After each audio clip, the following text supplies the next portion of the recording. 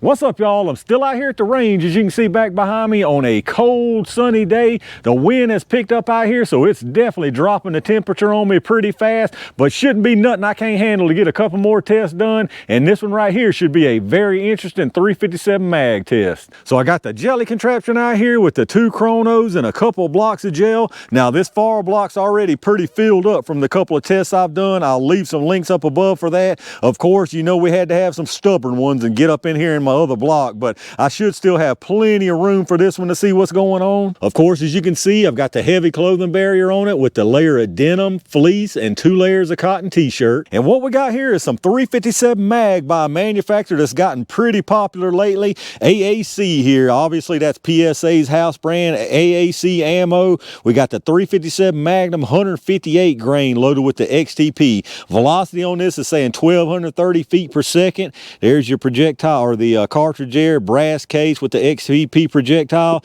Now this stuff's saying 1230 being 158. I mean, if it hits close to that, that should be some pretty decent stuff. This XTP definitely needs some speed to get going and get some good velocity. Personally, as far as 158, I probably wouldn't pick 158 in a little shorty like the 605 that I'm going to test this out of today, but I figured we'd run them out of both lengths to see what they can do, because I wouldn't normally pick a heavy round like this, but after testing that HST, that just shows you right there, it ain't all about the weight, it's just about how well that stuff's loaded and manufactured. So again, I'm gonna run it out of a couple different barrel lengths here. For the shorty, it's the Taurus 605 with the 2-inch barrel, and then I've got a 4-inch barreled Ruger GP100. So this should be another good one. I know a lot of people's picking up this AAC ammo lately, so I'm kind of curious myself to see how all the different calibers do. Let's get this stuff set up and let's check out these 357 mags. All right, let's see how fast this stuff's moving, y'all. We'll do a 5-round average from each barrel length. I'll start with this 2-inch Taurus first.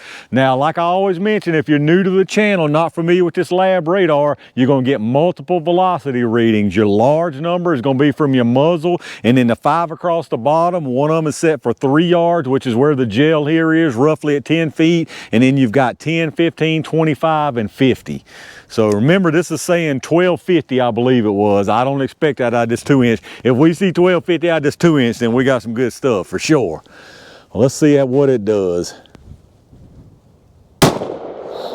Feels pretty good. 982. Whew, I spoke too soon. Yeah, that one didn't feel too great. Maybe just from coming off of that other stuff I just tested. Definitely not too great. 972. 976. And 966, so nowhere even close to that 12 something. And even from a 2-inch, I mean, that's pretty sad. I mean, it is 158, but still from a 2-inch, we gotta have more than that. Let's check the average. All right, so our 5-round average on that was 972 feet per second, an extreme spread of 18, and standard deviation of 7.4. So pretty consistent stuff, but I just want more than that for sure out of a Magnum. I definitely want more, but let's get it reset and see what the 4-inch can do for it. All right, let's see what we can do by doubling the barrel length. So we got a 4-inch this time. Remember the box again, I double checked, it's actually 1230 is what it's saying. So let's see if this 4-inch can hit it. I got my doubts after seeing what it did out of the 2-inch, but hopefully it will. Got 1112, 1095, 1087, 1088, and 1058. Was that all 5? I believe it was. Yeah, that was all 5 of them. So again, not even close to that 1230 that's on the box. Let's check the average. All right, so that time we had a 5-round average of 1,088 with an extreme spread of 54 and a standard deviation of 19.5. So 1,088 out of a 4-inch barrel for 357 Magnum, that just ain't it for me. That's just not cutting it. I mean, we've seen way more than that from 357 Magnum. At those speeds, I mean, 1,088, we probably will get that XTP to act right, but those things are really funny. So 1,088 out of this one, and if you remember out the 2-inch, it was 972, so you're talking about 116 feet per second faster by adding the extra 2 inches of barrel. So that's what, 10%, a little over 10% or so. Pretty decent difference between the barrel lengths, but even still, that 4-inch should be moving way faster in my opinion. Again, in the gel, I really got my doubts doubts about that 2-inch, but the 4-inch should be going fast enough to do well. Let's get this stuff set up. Y'all know what time it is. All right, y'all, it's AAC. This ain't the way to be jelly time. I'm gonna put 1 round through each barrel length into the gel, starting with this 2-inch first. I don't have much faith at all in this one. I just really don't. Maybe it's moving fast enough to do something, but I don't have a lot of faith in this one right here. Hopefully it'll prove me wrong. All right, let's go see what we got from that one.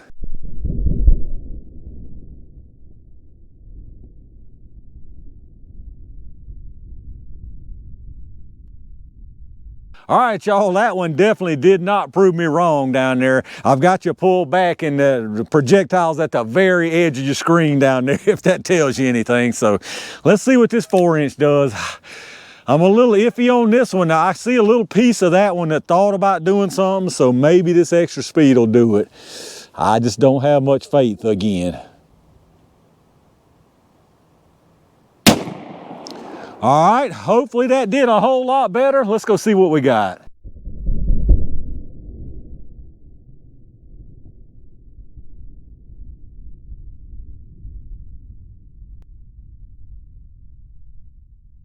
All right, let's check out what we got down here, y'all. Actually got a mixed bag here, so it proved me a little bit wrong on that last one through the Ruger GP100. So on the very top here, that's the one out of the 2-inch Taurus. All of this disruption, I know everybody's looking at all this disruption. It happens every time saying, oh my goodness, look at all that damage, blah, blah, blah, blah, blah.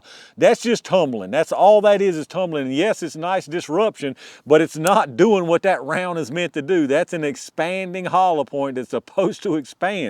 And you're not guaranteed to get that every time. That tumbling of an FMJ or a hollow point is just total random chance. How it tumbles, if it tumbles, how many times it tumbles. So this right here is not reliable at all. Now in this case, if you look at this in a vacuum, yes, that's fine performance there. It did just about the same type of performance, or just as good, if you want to use that whole just as good phrase, as the one from the 4-inch. But again, this is absolutely not guaranteed every time. So anyway, it travels on through the first block all the way into the second block, and looks like it's about almost halfway through the second block, and the projectile's sitting here backwards. That's why you know it at least tumbled one time. That's multiple tumbles though. I can just tell you right now from doing this so many times, that is absolutely multiple tumbles, and it's, again, it's sitting down here backwards. There's a little bit of deformation I saw on one side of it, but nothing as far as any kind of expansion. And then of course down on the bottom, that's the one from the 4-inch GP100. It comes in here, immediate expansion, nice disruption from that one,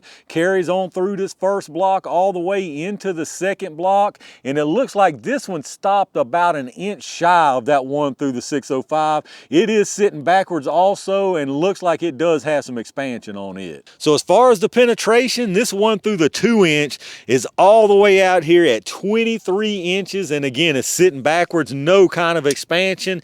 And then the one from the 4-inch GP100 is down there at 21¼ inches. And here's your closer look, again on top, the 2-inch, and the bottom, the 4-inch. Now, I know there's still gonna be some people that talk about the disruption, the extra disruption that 2-inch has got over the 4-inch. That means nothing really. It really means nothing, y'all. That's nothing guaranteed. That's pure chance, and this disruption in the gel is more just pretty to look at than anything when it gets down to it. But let's follow it on through. As you can see, tumbles all the way through that first block, but the one on the bottom, the 4-inch, it expanded and kept on going through the first block. So they both just did the same thing basically in different ways.